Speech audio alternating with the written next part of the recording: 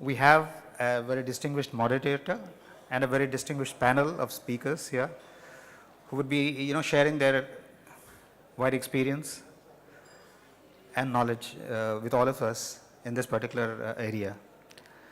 I'll start off with introducing the moderator and the speakers, and then I'll be inviting them, each of them to the dais. And after that, I'll hand over the session to the moderator to take it on from there. It's a 90-minute session that we're going to have. So we have, as the moderator, Mr. Surendra Singh, SS Sirohi. He's an electrical engineering graduate from IIT Kanpur and a former member technology of the Telecom Commission.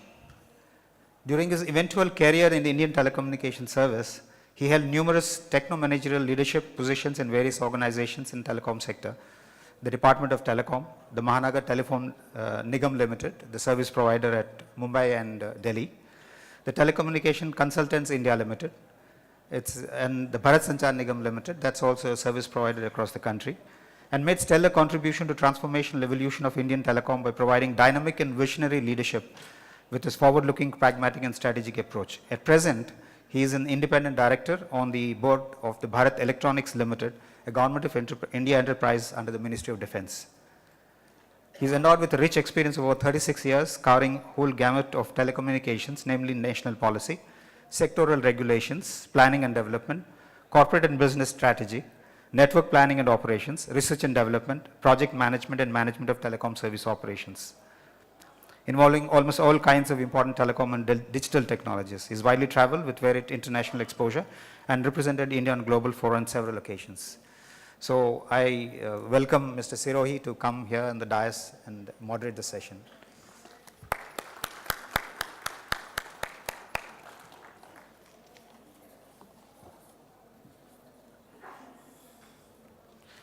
We have with us Mrs. Aruna Sundararajan, as she is a 92 batch Kerala Cadre Indian Administrative Service Officer, currently appointed as the Secretary Department of Telecommunications, Government of India. Ms. Sundararajan was instrumental in establishing the IT Department of Kerala way back in 1998, when the internet had started in the country. As Kerala's founding IT Secretary, she had conceived and spearheaded the Akshaya project, first started in the rural district of Mallapuram in Kerala, and subsequently extended to the entire state.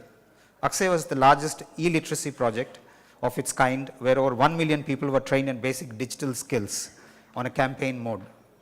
Akshaya also catalyzed one of the largest known internet protocol-based rural wireless networks in the world. Akshaya was received domestic and international acclaim as one of the most pioneering and digitally transformation projects globally. Ms. Sundararajan was also instrumental in establishing the IIT MK and the Info Park at Kochi in Kerala, which changed the IT landscape of the state of Kerala in initiating the Smart City project of Kochi. She had held many important positions, including the country head of the Global E-Schools Initiative of the UN and the CEO of the prestigious Common Service Center project under the National E-Governance Project of the Government of India. Ms. Sundararajan was honored as one of the top professional women achievers by India Today in 2009 and with the Forbes Business magazine in August 2012. Ms. Sundararajan, please, ma'am.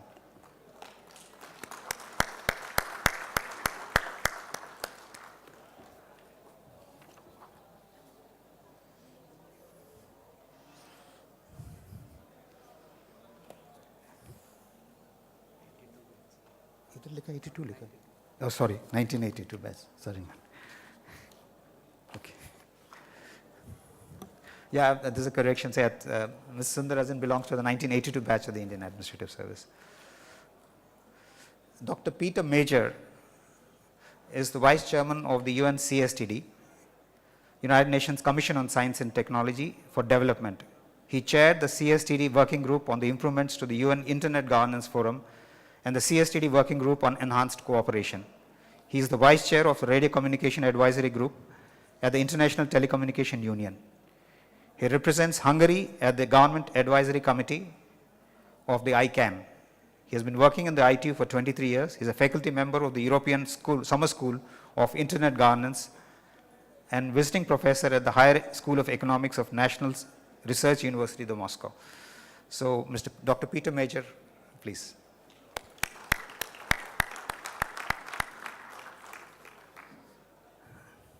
Now I call upon Mr. Shigeru Aoyagi. I'm sorry if I've spelled it not in the way you would like it.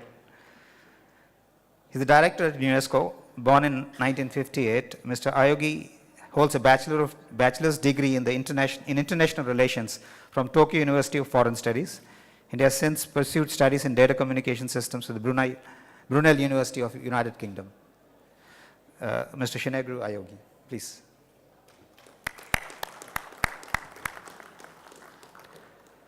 Mr. Veni Markovski is the Vice President of ICANN for UN engagement based in New York. He is a Bulgarian internet pioneer, co-founder of BOL.BG in 1993 and the first internet service provider in the capital of the country. He is the co-founder and chairman of the Internet Society of Bulgaria. He is a graduate of the law faculty of the Sofia University. Mr.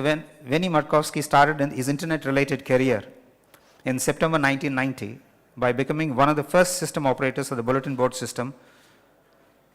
He has also been project managing a number of free open source software projects funded by the UNDP and the European Union.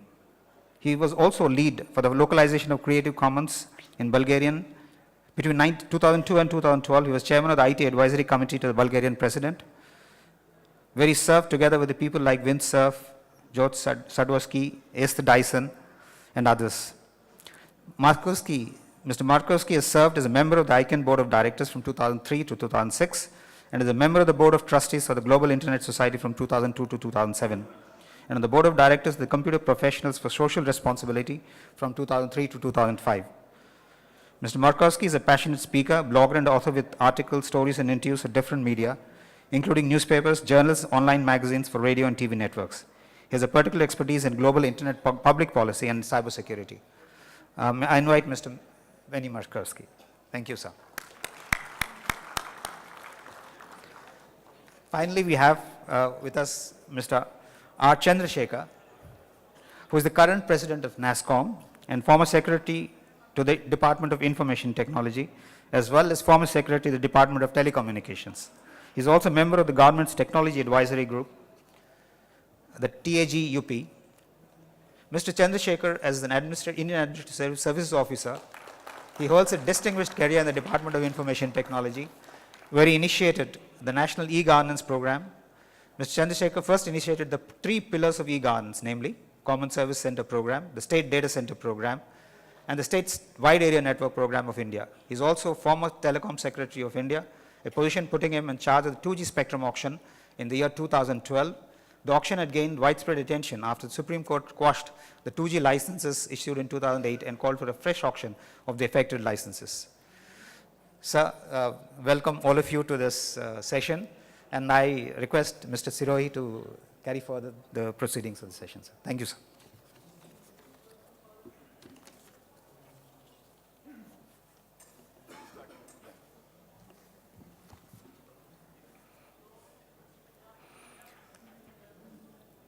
Good afternoon to all of you and a warm welcome to GCCS 17 India. As you have noticed, the panelists on this panel are very distinguished and masters in their field, and we were looking forward to have their knowledge, to share their knowledge and experiences on the subject of reinforcing trust in cyberspace through international standardization and capacity building efforts. The overall goals of GCCS 17 are to promote the importance of inclusiveness and human rights in global cyber policy, to defend the status quo of an open, interoperable, and unregimented cyberspace, to create political commitment for capacity building initiatives, to address the digital divide and assist countries, and to develop security solutions in a balanced fashion that duly acknowledge the importance of the private sector and technical community. It's well acknowledged in the world that the spread of international and communication technologies and global interconnectedness has great potential to accelerate human progress, to bridge the digital divide, and to develop knowledge societies. For ICTs to fully achieve their potential as an enabler for achieving the sustainable development goals, people need to have trust and confidence in their use. As we continue to work together to connect the next billions, enabling them into the digital economy and offering huge opportunities to people around the world, it's also important to remember that emerging stakeholders are equally, if not more, at risk from cyber threats, as the remaining billions of internet users will primarily come from developing and least developed countries. We need to ensure that the nations and people coming online are secure and use the internet with trust and confidence. In our efforts, special care should be taken in protecting the vulnerable, especially children, online, as 1 in 3 internet users online are below the age of 18. Closer international cooperation on all fronts and among all stakeholders is key to succeeding in our efforts. The positive impact of the internet on human development depends on security and safety of the digital environment. With the share of developing countries in the global internet population increasing rapidly, addressing the threats posed by the malicious cyber activities is a clear priority. In this discussion, we may explore the linkages between international debates on cyber-related issues, internet governance, international standardization principles, cybercrime, cybersecurity, and international norms, and cyber capacity building. To deal with the challenge of fragmentation at the global level, it's important to address the question of a future architecture for capacity building efforts. At the moment, we observe a multiplication of efforts which often duplicate both the objectives and methods. Providing overarching umbrella architecture for such activities could help streamline those efforts and improve efficiency in the use of limited resources. Standardization of technologies to reduce technical vulnerabilities, legislation to handle cyber issues, capacity building through policy measures, developing competencies in organizations and individuals, and international cooperation through defined international law to address issues in totality are envisaged to have a significant enabling role in building the trust framework to reap the benefits of an information society. The reports of UN Group of Government Experts of 2013 and 2015 made important breakthroughs in bringing some consensus in the landscape of international cooperation on cybersecurity. The reports approved by the UNGA, United Nations General Assembly, recognize that international law, in particular UN Charter, applies to digital space. State sovereignty applies to the digital infrastructure. The principle that states must meet the international obligations regarding internationally wrongful acts in cyberspace attributable to them. The ITU, as the UN specialized agency in ICT, is the prime driver of WSIS Action Line C5, that is building confidence and security in the use of ICT. It has created Global Cybersecurity Agenda, GCA, as a framework for international cooperation to build the capacities and standardization in the arena of cyberspace. ITU embarked upon standardization, capacity building, and harmonizing legislation and setting of certs in the needy countries. The 2013 Government Group on GGE created the normative framework for international cybersecurity by stating the UN Charter, international law, and the principles of state sovereignty applied to cyberspace. Among the norms recommended by the 2015 GGE are that states should cooperate to prevent harmful ICT practices and should not conduct or support ICT activity that damages or impairs the critical infrastructure. The report called for the increased exchange of information and assistance to aid in the prosecution of terrorist and criminal use of ICTs, noting that the states should guarantee full respect for human rights, including privacy and freedom of expression. There are a host of issues that are under discussion and debates with multiple stakeholders. We have with us a panel with varied and rich experience in this area. which will look at international standardization and capacity building efforts for reinforcing the trust in cyberspace. So, having given this opening, setting the tone kind of remarks, I will just now, we'll have a question-answer kind of format, question-answer kind of formats, and we'll pose various questions, and we will request our distinguished panelists to give their views on that for the benefit of the audience. Thank you. There's a request from Mr. Shigeru Aoyagi, the director of UNESCO, to make a small presentation giving an overview of the subject. I think that will be useful for it, so let's start with this, and later on we'll start the question answers. Mr. Aoyagi, over to you. Mr. Surendra, moderator, thank you so much for this opportunity. And I'd like to make a very, very small presentation to reflect on that issue we are going to discuss about the trust in cyberspace and international standardization and capacity building efforts. As you know, the UNESCO has been working in this field for a long time, in the field of ICT, in the field of education. I think it will give you some kind of snapshot on the current issues in the cyberspace and what is the trust. I think in the morning session, we discussed and we fully aware of how big we are now in the cyberspace.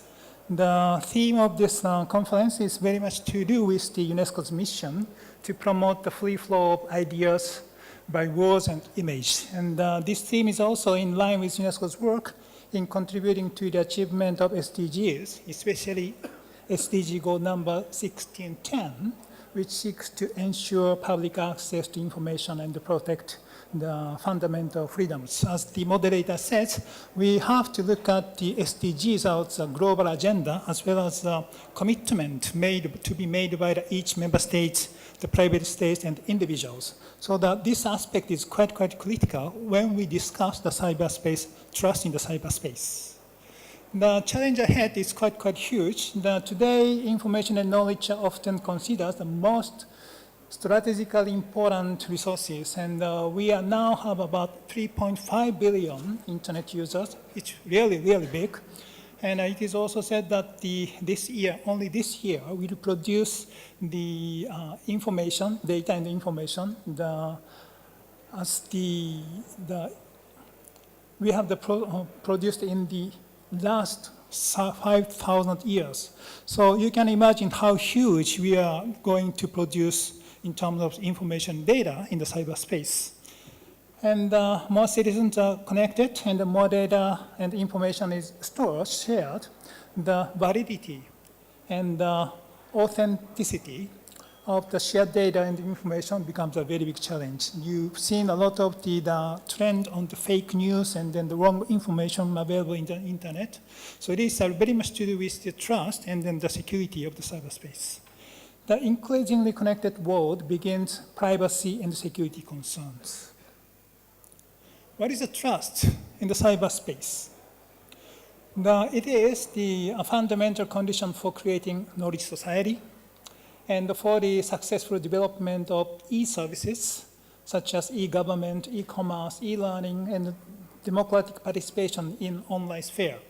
So everything is connected, and then the government, the private sectors, and then the communities are fully dependent on the internet. So this is a reality. In this reality, how we can secure our privacy and the securities. Now, why we need the trust in cyberspace? We understand that the internet is the hugest pool of information and knowledge in human history. And if knowledge is power, the internet is the biggest storage of power.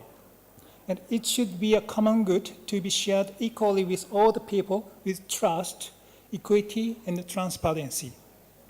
It's a really huge power. And power should be conducted, carried out, implemented in a very equal way. If monopoly or exclusion is happening, it's gonna be a really big risk to all the human beings. And how? To nurture and enhance trust in the internet, UNESCO pursued the concept of internet universality. with all the stakeholders around this field and adopted it in the General Conference in 2015, 2 years back. And currently, we are now developing Internet Universality Indicators. Internet Universality. What is Internet Universality? It is the concept captures what is important in the light of the growing pervasiveness of the Internet and human affairs, which is related to all our human life. And it highlights the behavioral norms and values and points to the needs to strengthen these so as to have an Internet that helps realize the highest aspiration of humanity. And Internet Universality embraces 4 principles. We call it ROAM. It's easy to remember. R stands for the right, human rights. And O stands for open. And A stands for accessibility. And M stands for multi-stakeholder participation. We have a lot of right issues. Openness on the data, standards, and the sources. And access issues is the infrastructure, availability, affordability, contents, all these things should be looked at. And UNESCO Internet Universality Indicators, we have objectives to support governments and other stakeholders' capacity to foster Internet universality by international standards, and assess Internet development, and foster evidence-based dialogue around the policy change. And we will introduce particular focus on gender and on children and youth. The UNESCO's work in the capacity development, media, and the information literacy. Not only the infrastructure, but we have to develop the capacity around the users or the data and the information creators. That is on media and information literacy. I think this may be discussed in the future the debate. So I will stop here and then turn over the mic to the moderator. I thank you very much for this opportunity.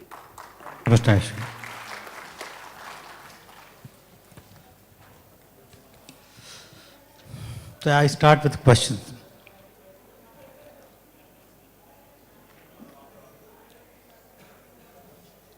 I'll request Mr.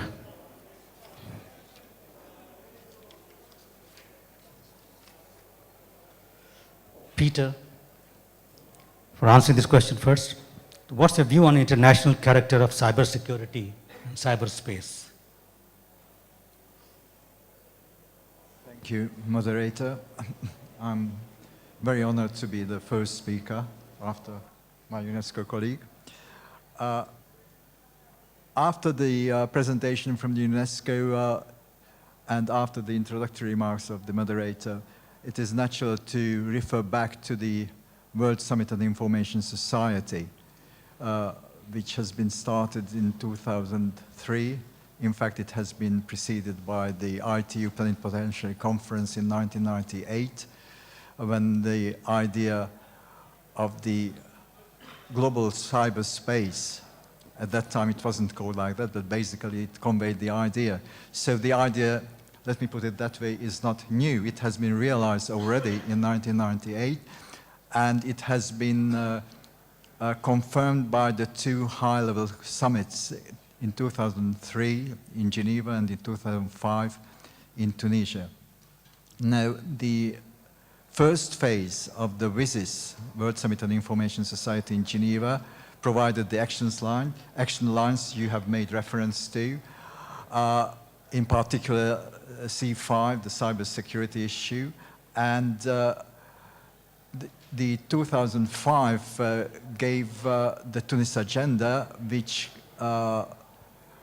endorsed the multi-stakeholder approach to the internet governance itself.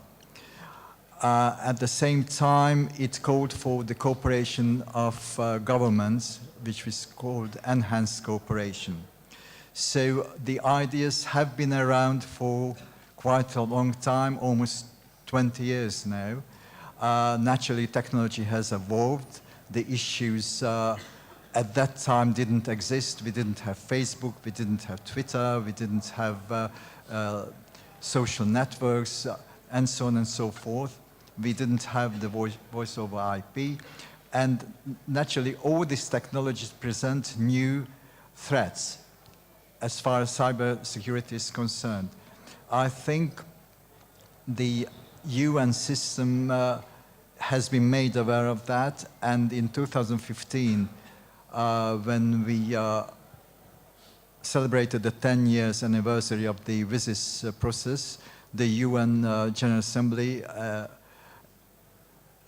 passed a resolution on the continuation of this process, in specifically the called for the reconvening of the group on enhanced cooperation, which is dealing with these issues.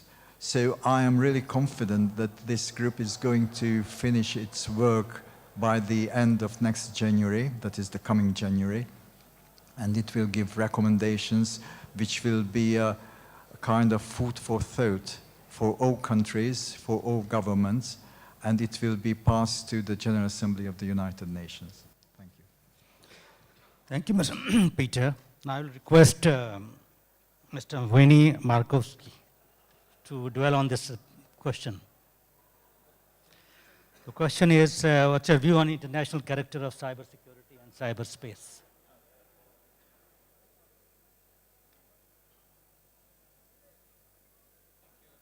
Well, thank you very much.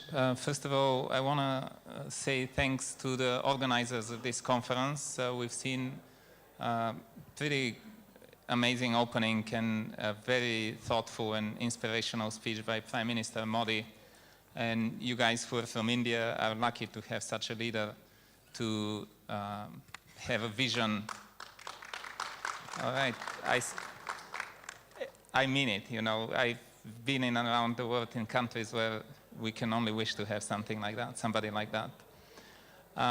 I just want to make sure that the people here who don't know what ICANN is, just to know that ICANN is the Internet Corporation for Assigned Names and Numbers, and this is the global body that coordinates all the domain names at the top level and also deals, it's almost like an address book for internet domain names and IP addresses and protocol parameters. It's a very small but important technical function that we perform. And we are here to contribute as part of the technical community to these important discussions on governance of cyberspace. So we are, in the morning, our senior vice president was speaking and said that in the first plenary session that we represent a model which is known as the multi-stakeholder model. We have 175 governments which are members of the Government Advisory Committee. We have private sector, businesses, academia, civil society, individual users, and they all are working within the ICANN, broader ICANN community on equal footing. So anybody can join an ICANN policy process, anybody can join an ICANN meeting. We have 3 meetings every year. And we actually address the issues from the perspective of what is in the interest of the internet. We are not dealing with issues related to content or to stuff like that, but we are making sure that wherever you are, no matter which network you're using, telephone operator or mobile operator or internet service provider, you always have the access to the internet, and when you type your domain name or the domain name of the service that you want to use, you will get to the right website and the right service. So within our work, we also have a Security and Stability Advisory Committee within one of the constituencies of ICANN, which is especially looking into the security of the domain name system, of the DNS.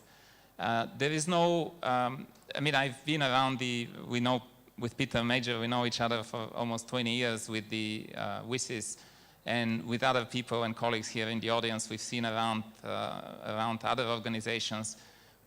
I think what makes ICANN unique in this context is that we really take into account everybody's views. And in fact, most of the people who come to an ICANN meeting are surprised to see how accessible the board of the organization is, how accessible the CEO is, how they can address issues that they think are important. My job at the UN is, and I've been involved in some of the negotiations that our moderator was mentioning in the beginning, and at the UN General Assembly, is really talking to diplomats, talking to the UN system, and making sure that they understand how the internet works, what ICANN does, and why we are there. I have to tell you, it's really fascinating to see the difference, for example, between the Governmental Advisory Committee of ICANN, which consists mainly of representatives of the telecom ministries and the telecom administrations, and the UN, who are obviously diplomats to the permanent missions, because the telecom ministry knows how the network is working. They know how the data goes through cables, etc., and they know what ICANN does. And the foreign ministry folks, they only know the global international policies and the discussions at the UN or the ITU or other intergovernmental organizations. So what we are trying to do is to bring our knowledge to all these organizations, to make sure that when we talk about international cybersecurity cooperation or coordination or just discussions, there are people in the room who understand the technical part of the internet. And I would be more than happy, in continuing the conversation today if we come with, even with concrete examples of how these issues are being addressed at ICANN. Thank you. Thank you, Mr. Veni. Now I'll request Aruna Sundararajan to just share his view on this.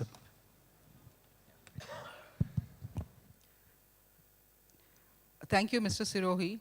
I think this is a very interesting opening question, because I think you have drawn attention to what is bothering all of us at this moment, which is how do we restore our trust in cyberspace. We all know about the promise and the potential that cyberspace has for us, for our families, for our friends, for the country, for our societies.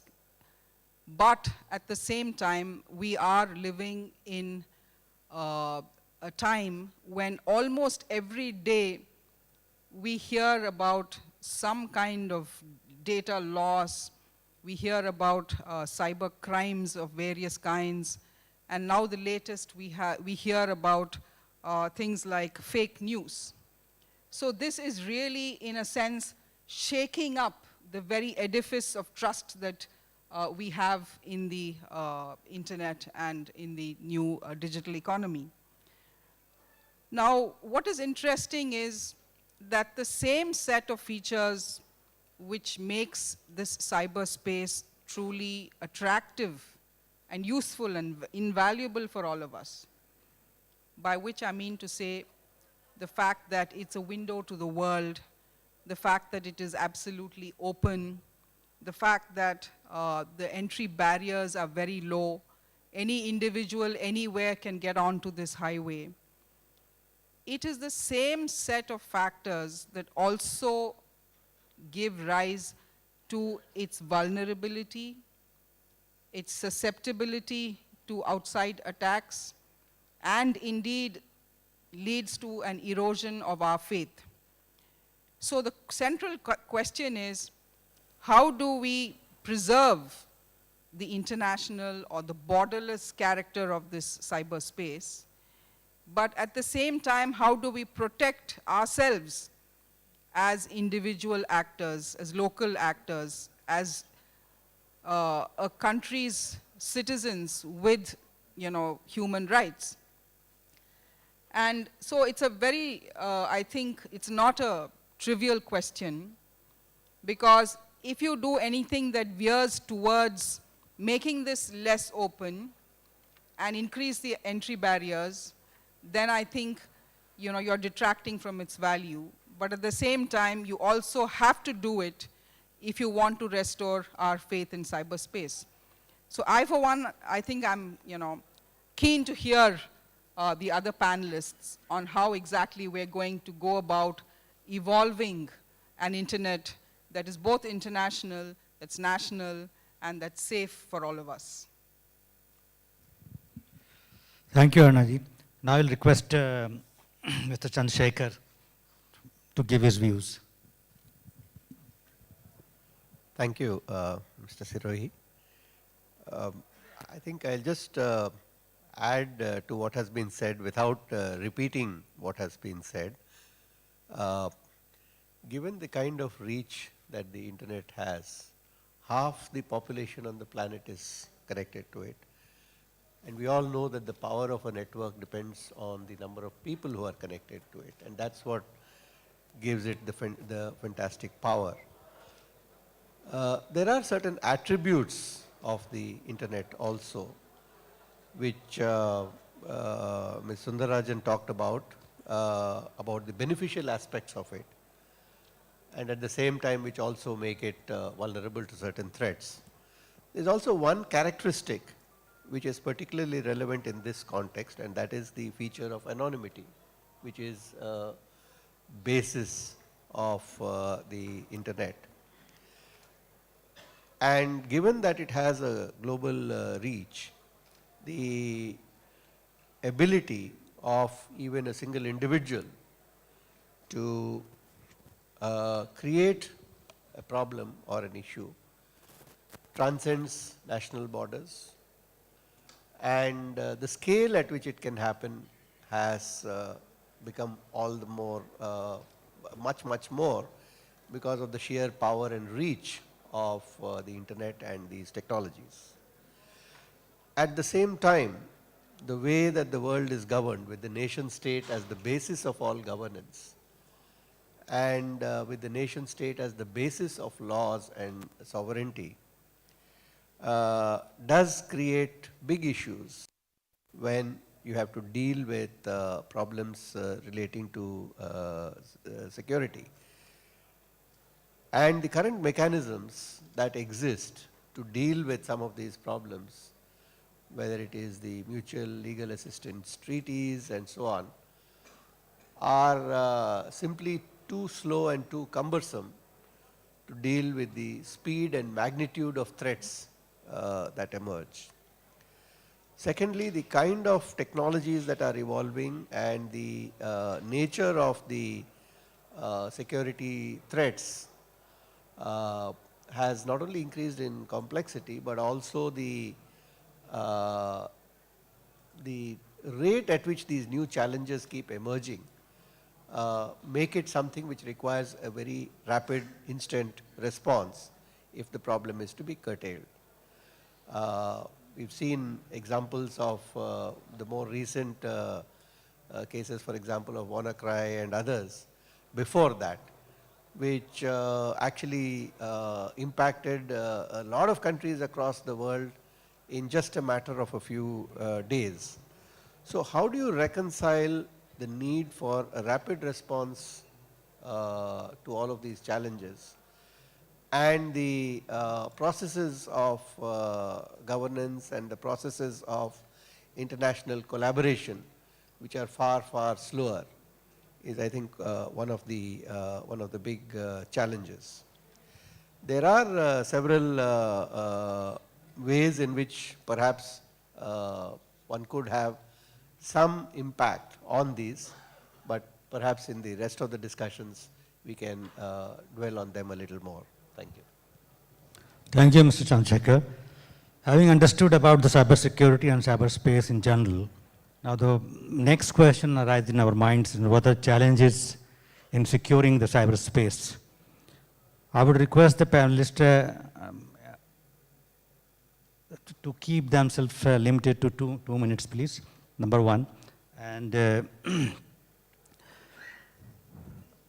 number two is that along with this answer to this question, we would also like to know how these emerging technologies and policy trends and potential challenges are now being finding in the cyberspace. So I would request only two panelists to answer to this. So who would like to answer the challenges of the cyberspace? Yeah, Mr. Thank you, Chair. The previous speakers well spoke. I think I would like to bring another issues regarding the cybersecurity. That is the Internet of Things. the internet is not dealing with the information and data in a virtual world. The internet is invading our life and then coming to our daily life. In your house, you have car, you have camera, and you have the freezers and all these the home applicants. And if it is connected by cyberspace, our privacy and our life will be exposed. There is a possibility that these things are exposed to the other part of the world. So this thing should be really very much should be looked at in a very serious way in coming years. Another thing is the AI,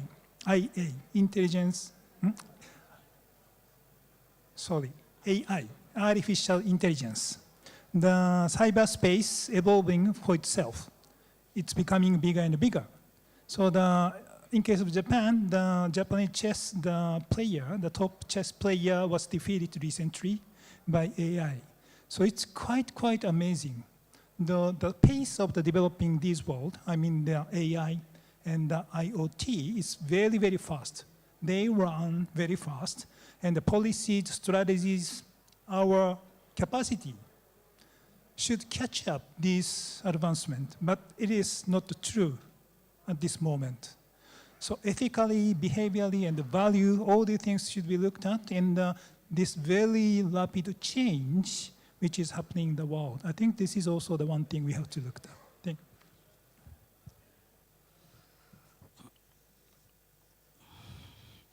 you. Mr. Peter, would you like to comment on this? Yes, just to follow up to IoTs and artificial intelligence. Well, experts say that security issues, IoTs, will be nothing compared to what are we experiencing right now. IoTs have been designed for specific functions, and they are the weakest part of the chain. And in case we are going to have billions of devices, you can imagine the world we are facing. Now, the other challenge, and it has been also mentioned, the response from the policymakers. If we, and I consider myself also kind of expert in ICTs, if we can't measure the impact of the IoTs, how can we expect policymakers who don't have the background to assess the impact of the IoTs? That's one thing. Artificial intelligence, as has been mentioned, it depends who you talk to. Some people in Geneva who are involved in the BRAIN project, which is one of the largest projects in the world, definitely the largest project in Europe, say that the advancing in the artificial intelligence is very slow. Some other experts say, who are coming from the security point of view, and they are referring to the unmanned armed vehicles as well, say that it's extremely quick. So it's up to you to make your decision, which is probably the truth in between. However, we should keep in mind also artificial intelligence. And naturally, just recently, last week, I attended a conference in New Delhi here, where an expert from the social point of view analyzed the impact of artificial intelligence and mentioned that nowadays robots are capable of emotional acts as well.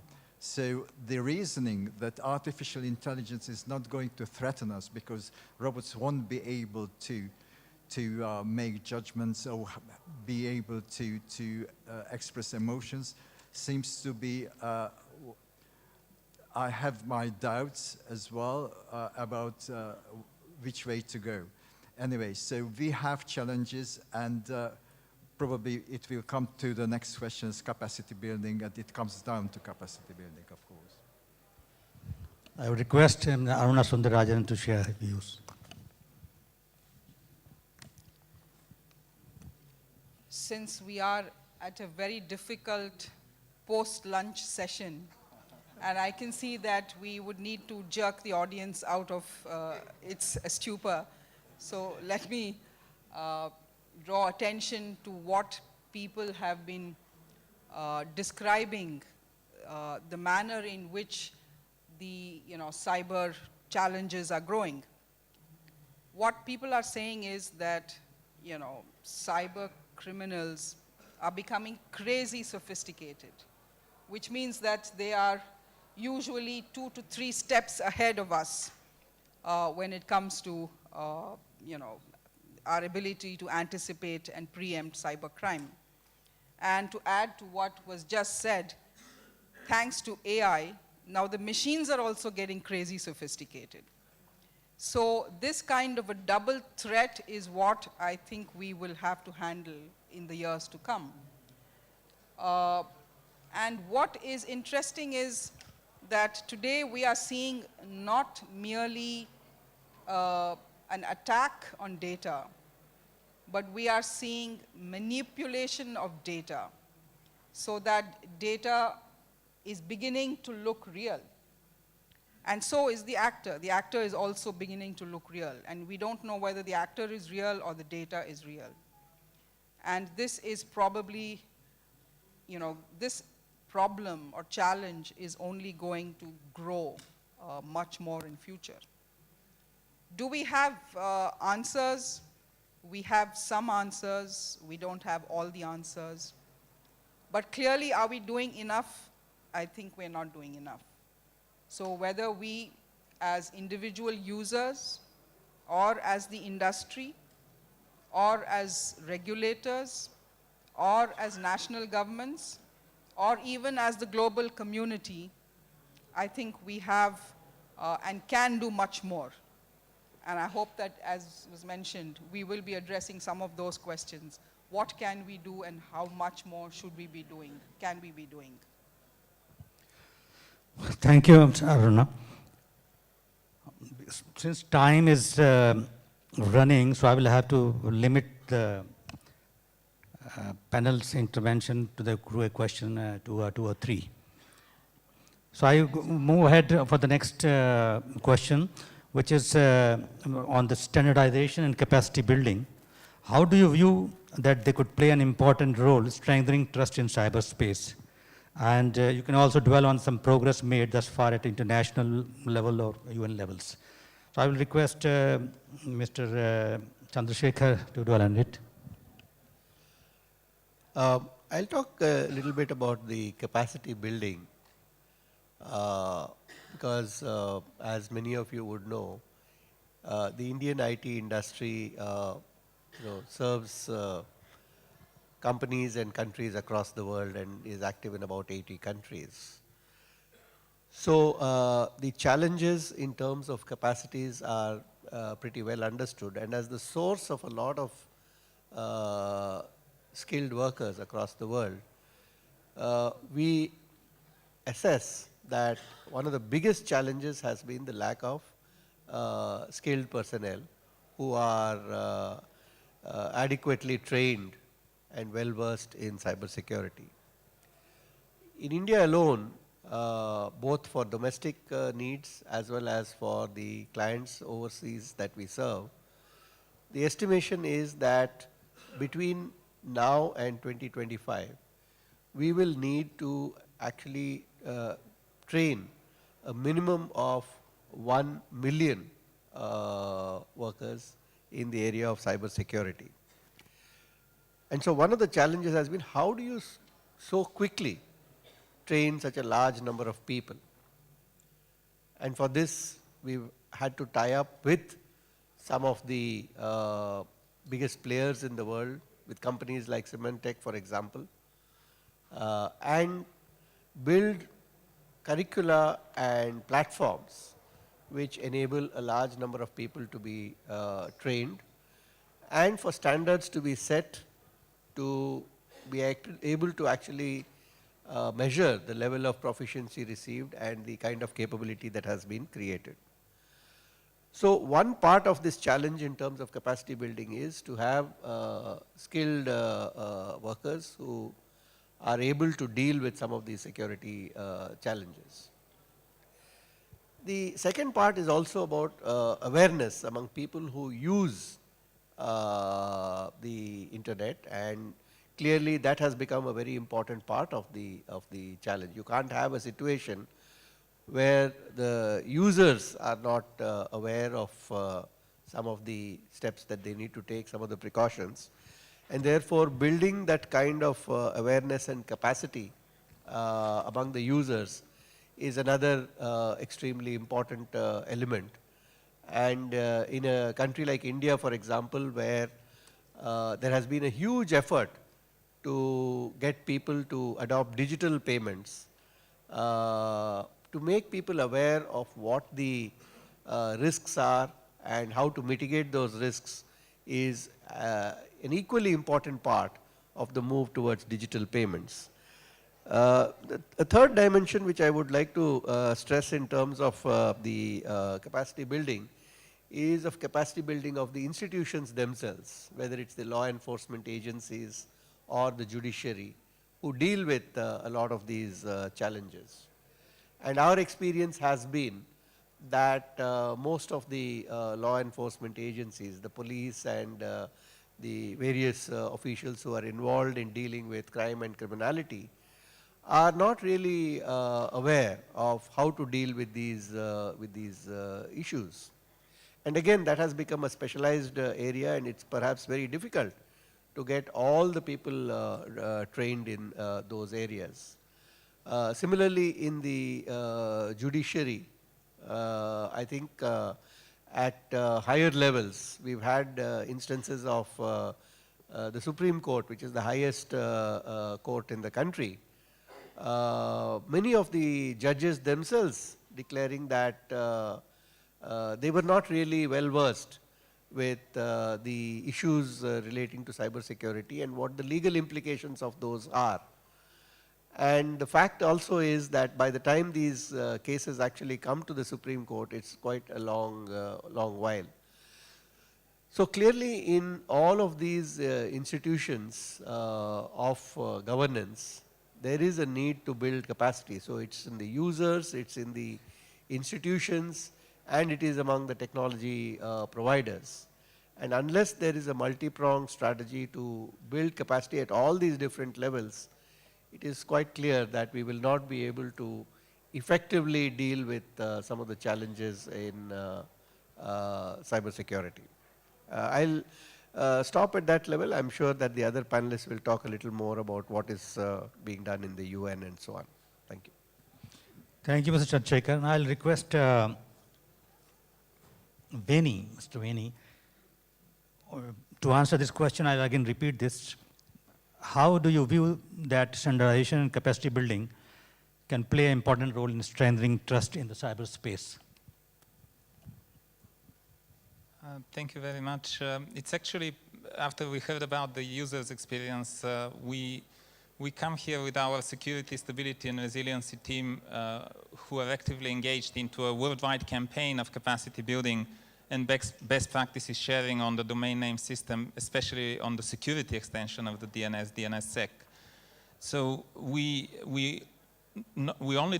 try to improve the overall security of the DNS infrastructure, but also because it contributes to a trusted environment for application layer and communications over the internet. So what we have actually are contractual and operational commitments to work to ensure the security, stability, and resiliency of the DNS. It's not like something that we are doing it by our own thinking. It's because we have to do it. It's our obligation. And we fulfilled that commitment. For example, I'll give you a couple of examples. The ICANN organization operates a coordinated vulnerability disclosure program for the DNS for members of the technical communities who report DNS errors and software bugs. And in February 2015, there was a Windows remote executable exploit known as JASBug, which was first reported to the community through this program. We also, ICANN, the organization, through our security and stability staff, we participate in operational readiness, planning to divert attacks against the root servers, the root system, For example, in 2012, there was a warning by the group Anonymous that they are going to put down the root servers, and we were part of the effort to prepare for that. And then last but not least, in some cases, our security team has been part of a bigger effort to assist with the dismantling of, for example, the Configure botnet in 2009 or the DNS changer botnet in 2012. So what we do is we reach out, we talk to the technical community, but we also talk to law enforcement. We work with organizations like Europol and Interpol and the Organization of American States in order to build that capacity to go and educate these agencies on how they can secure and better secure the DNS. So these are some practical examples. I'll request Peter. Thank you. From the UN point of view, I would like to add that the Commission on Science and Technology for Development has as its priority theme for the year 2018, building digital skills. And as has been pointed out, it has many layers, many levels, many categories. And during the intersessional meeting of this commission, we came to a conclusion that probably it would be a good idea to introduce into the curricula of the primary schools and secondary schools the building of digital skills, with the aim, what has been already mentioned, that on the basic level, on the user level, on the expert level, we need these skills. We need different skills of different levels, but security issues may occur on each level. So we have this, we are preparing a study on that in the Commission, which will be passed to the UN, and it will be a part of the report of the Secretary General to the General Assembly.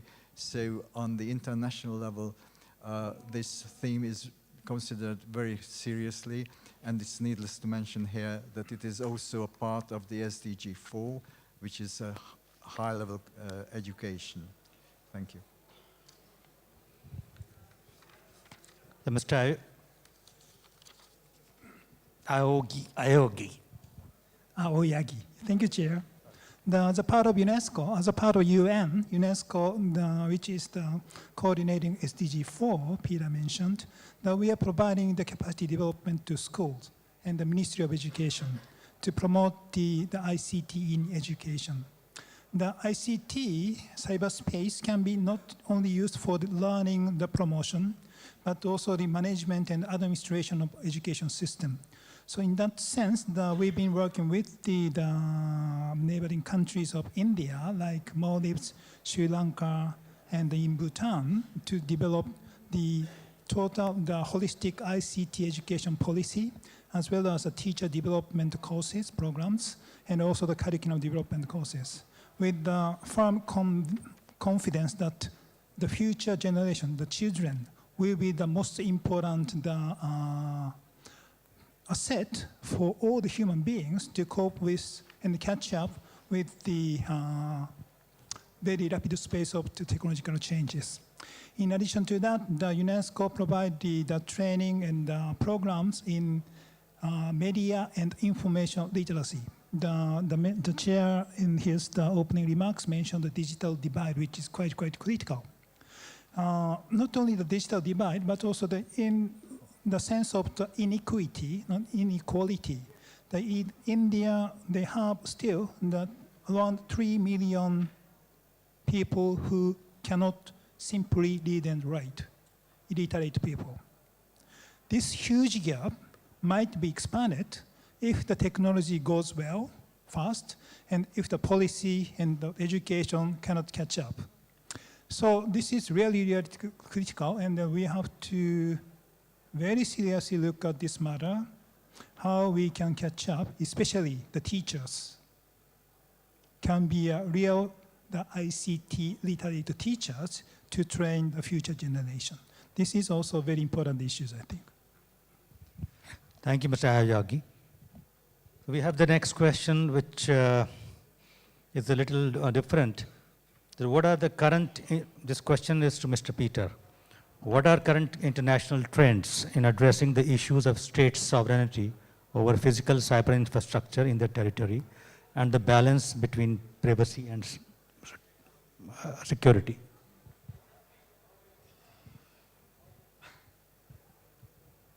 Thank you for the question.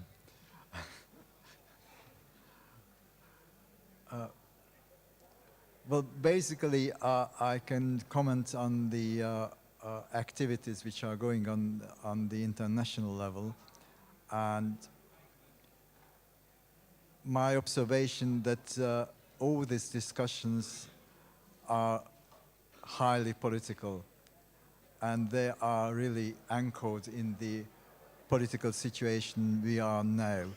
So I'm not very sure that the importance of these questions are assessed correctly, and they are addressed correctly.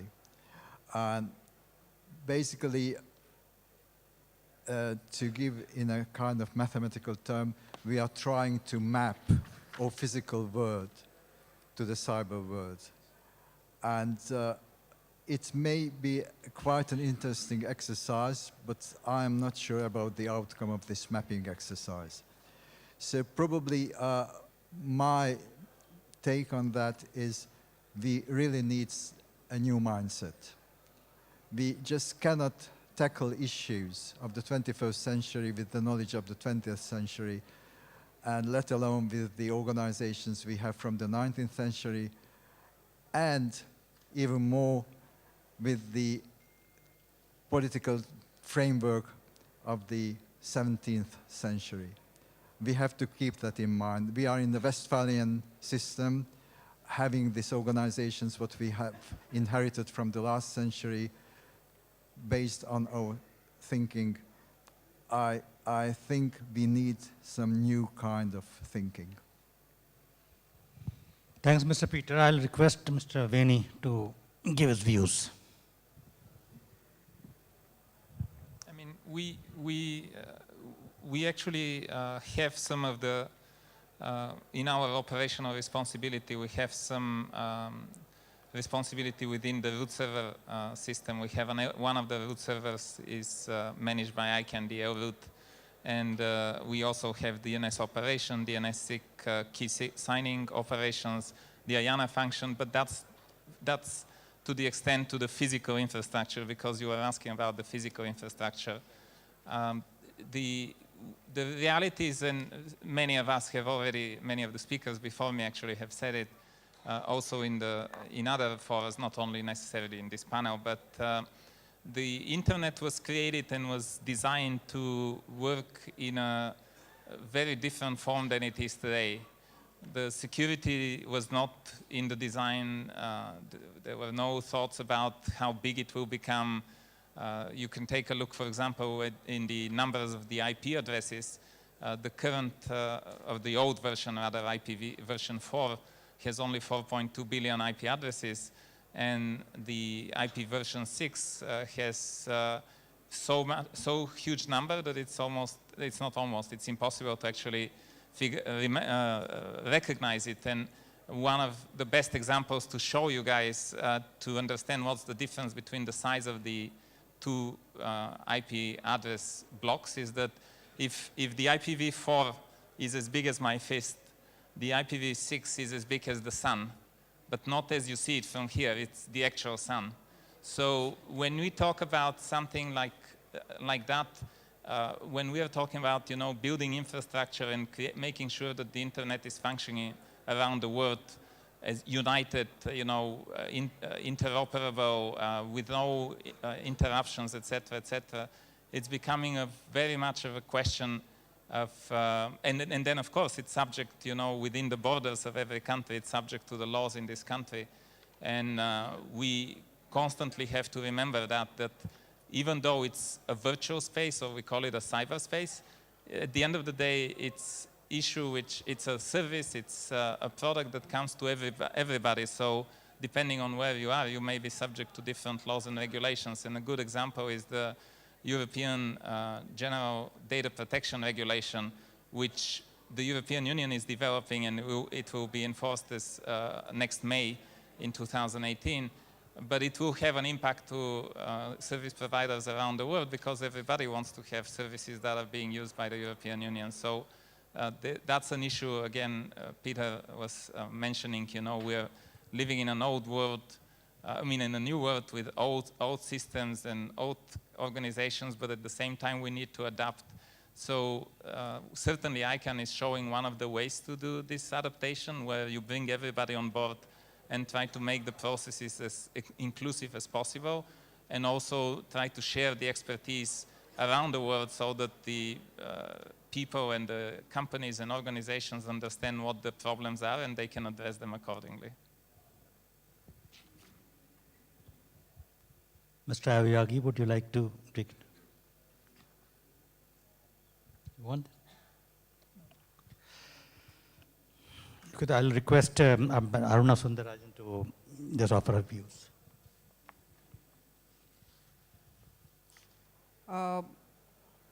Both the speakers who spoke, panelists who spoke before me, have already addressed the question of how the global community is trying to address this question and some of the dilemmas that are inherent in that.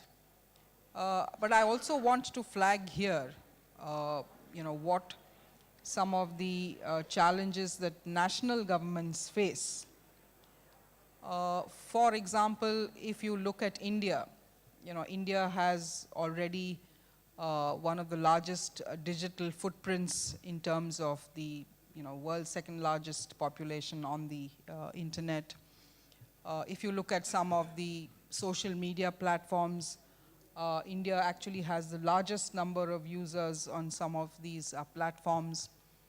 And often the questions that come up are not really academic questions, but very real questions, because people here are affected by global internet policies, by global companies which have certain policies, but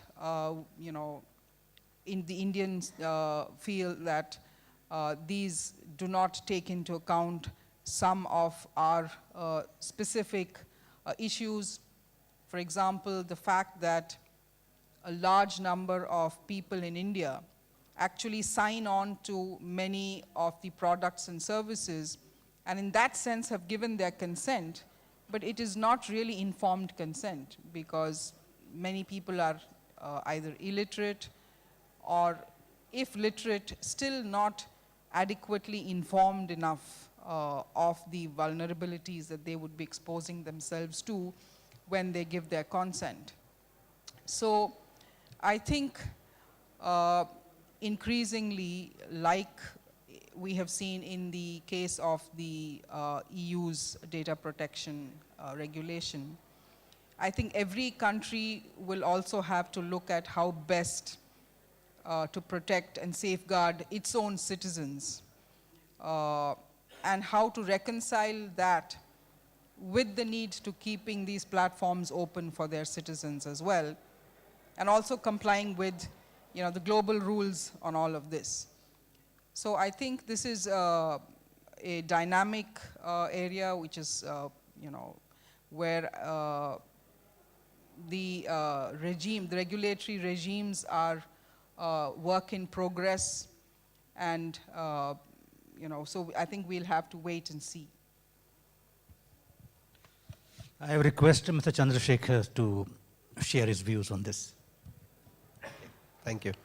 Very quickly, in the interest of time, I think I just want to point out the fact that one of the consequences of these issues being dealt with by the previous century institutions and the Westphalian system of governance is that we find countries trying to exercise physical control over some of the assets of the internet in the belief that that is somehow going to secure them.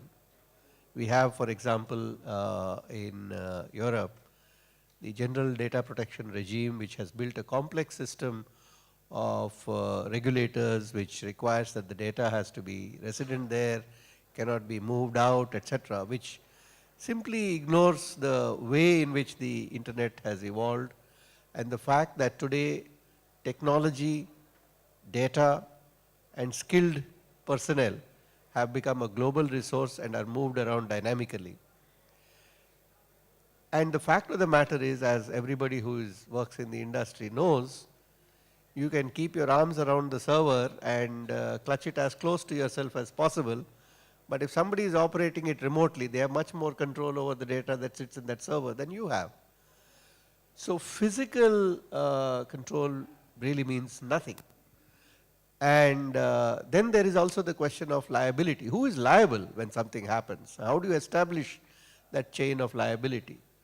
Especially when you have all these technologies to evade the legal process, whether it is masking your IP or hiding behind somebody or operating network of bots and so on.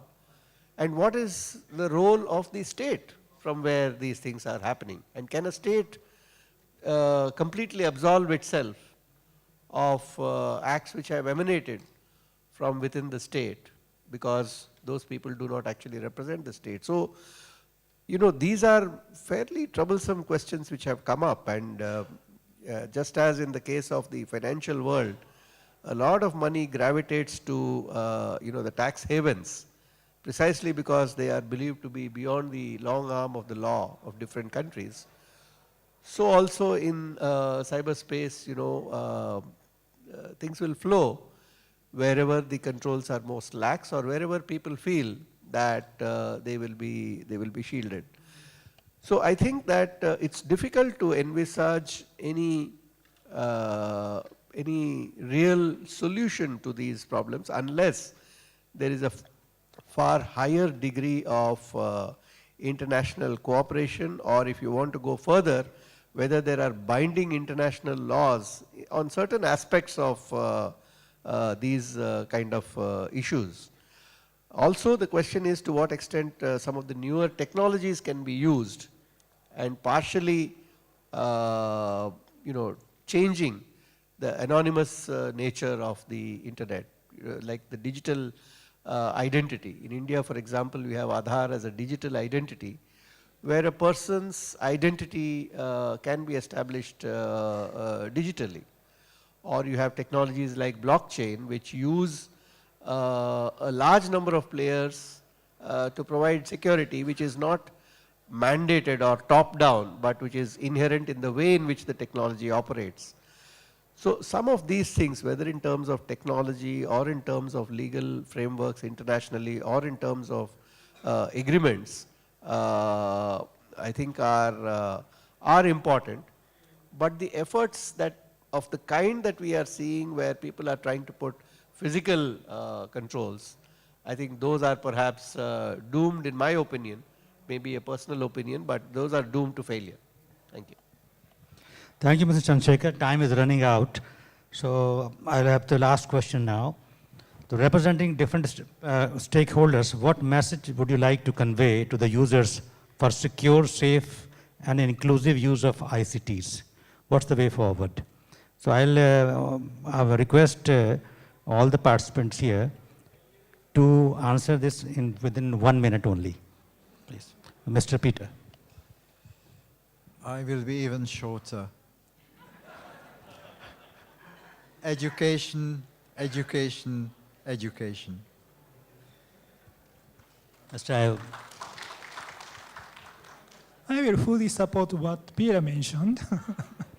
Well, but I think the one thing I would like to pose is we are living in the lifelong learning societies. And internet create the gigantic, the global classroom.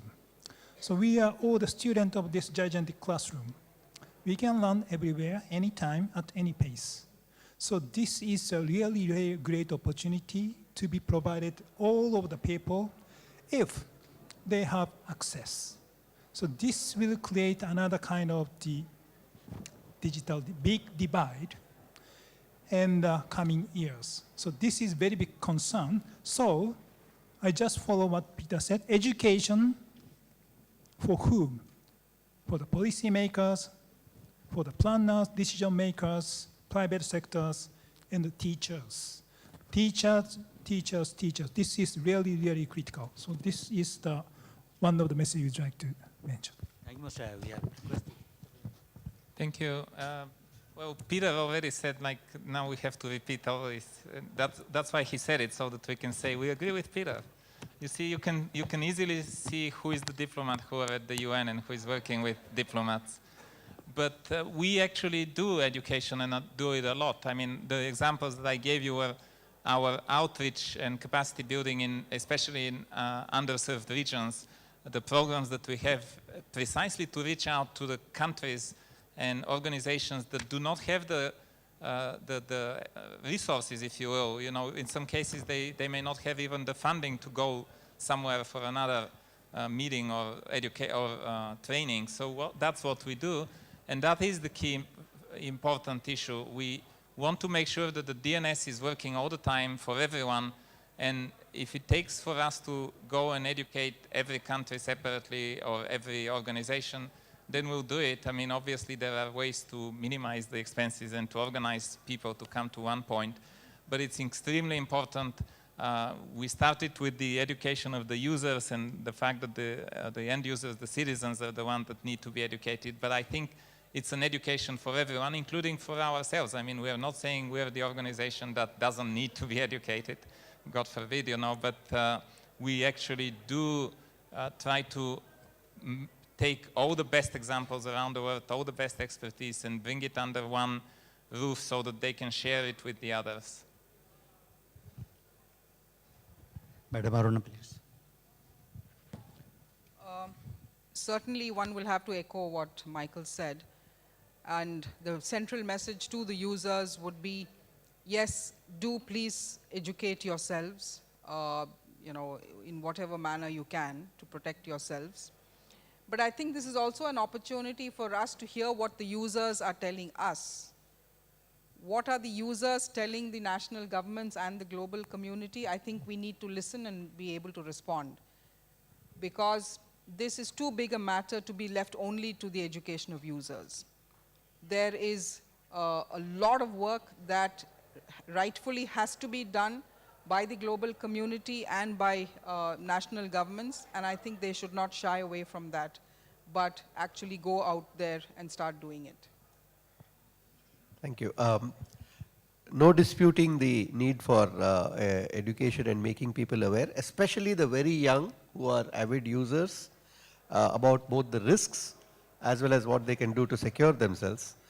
But also, since all users of the internet cannot be subject to complete insecurity, to look at an overlay which is more secure and less anonymous for certain kinds of users could be the other add-on to that. Thank you. Thank you, Mr. Chandrashekar. Time is almost running out, and so having wrapped up this discussion, I would like to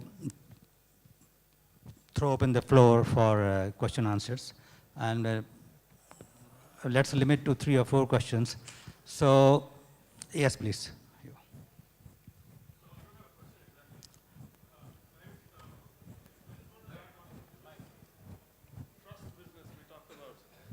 At the beginning of the panel discussion, at least 2 of you fine folks mentioned fake news. We talk about building trust in the internet. I think we need to start with removing trust in some places. Let me explain what I mean. Before the internet, the way you got your news, you knew how to filter it. If you heard some local news in your locality from your maidservant, you knew it's probably true, because she knows. But if you heard about something international from her, you're like, give me a break, I'll talk to somebody else. With the internet, we no longer know, we're no longer able to make that tiered trust in terms of what we hear. We're no longer able to make that distinction between who is likely to actually know what's going on and who doesn't. Everybody looks equal to us. So, and then there are people who have very little in life to do except pass on Facebook messages, for example. I'm not on Facebook, by the way. That's one reason. So this kind of stuff adds to the fake news thing. I think we need to start figuring out how to train people not to trust some things before we get trust in the stuff that's supposed to be trusted. I think that's just a comment I wanted to make. Thanks. Please.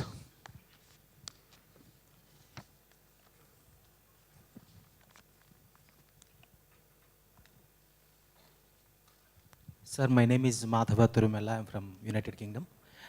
The question is towards Peter, and especially when you mentioned that 17th century, we have been following the governance systems which have been quite age-old, and these are all reactionary systems. That means after the event had taken place, we go on investigating. So that means the damage is done, and so many lives have changed irrevocably. Life-changing events are taking place, for example, Manchester City bombing, and there are so many children, innocent children died, and government goes on investigating.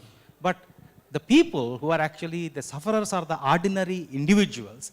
So the government, is there any way that it could enable the people to protect themselves than actually we will protect you, wait for us, and then never protect?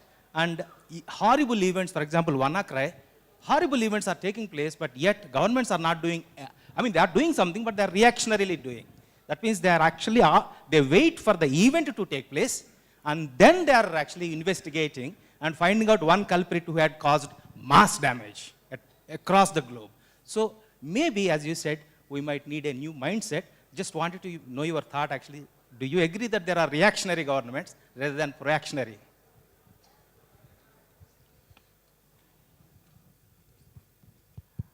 It's difficult not to agree with that. And if you expect me to give you an answer how to solve this issue, then probably I wouldn't be sitting here. I would be probably the Secretary General of the UN or so I'm afraid it's something we have to collectively think about. We have to, as you said, it should be outsourced. We have to have a kind of collective wisdom, and we have to act on that. I don't have an answer to your question, but I can complicate the question a little more. We already are in a situation where, thanks to artificial intelligence, maintenance is being done before the problem arises, not after the problem arises. And that's already a fact of today's life. A fact in science fiction is that crimes are prevented before they occur, because somebody goes and arrests somebody saying you're about to commit that crime and you're arrested. Let's hope we don't reach that stage.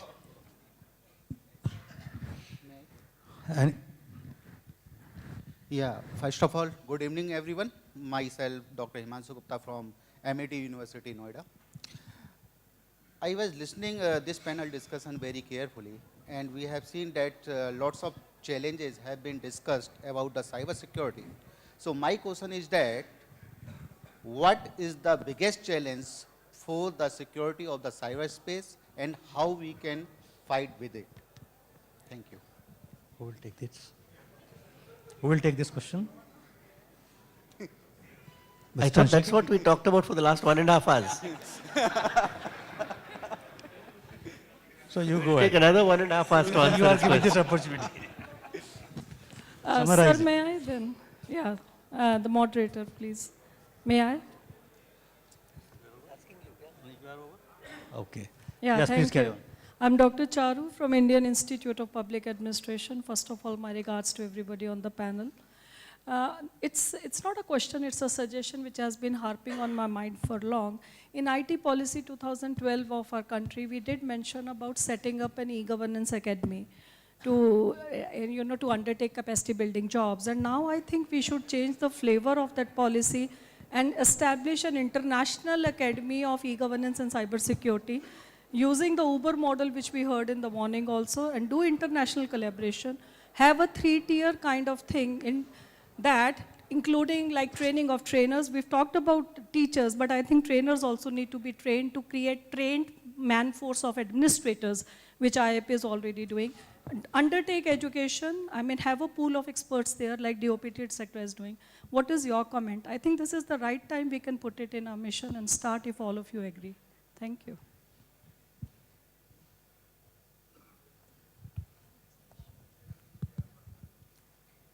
I think that's an excellent suggestion, because really today technology offers us such exciting possibilities whereby we can actually get the best trainers, the best experts on any subject.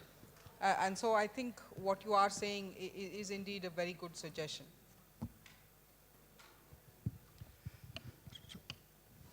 This is the last question. Namaste, sir. My name is Santosh. And, sir, my question is, it's very nice to witness this great discussion about cybersecurity. The thing is, in one way, we are facing the challenge of digital literacy in the villages. And in the trained society, we are facing the problem of cybersecurity. So now how to bring the balance in this? Balance in the sense, there are millions of users every day, and we don't know how to approach for the security, though the security concept is there. So can we expect some high-level security support from the social media or from the system itself to the users? Because every day, thousands of victims are there in this cyber this thing. It's not only education. Again, it's needed a high-level security to the, at least to the villagers or the innocents. So how we can provide security to the innocents who are the victim, mainly the children, pornography, or so many other challenges are there, please. I think today, we have a younger generation which is very active on social media. And in India, we are seeing a lot of people in rural areas also active on social media. I think your suggestion is good. I mean, an implicit suggestion that we also need to look at social media not only as a threat to privacy and security, but also as a means to enhance it. And if we can somehow use them as the ambassadors of security and to teach people within their own community about safe practices, about risks and safe practices, then we would be reaching out to people who require somebody to tell them in the conventional way, not through the internet or through SMS or through WhatsApp messages. And perhaps unless it becomes a mass movement at that level, we will not be able to reach a population in a diverse country like India. I imagine that would be the case in many other countries as well. So we wind up the question answer session now.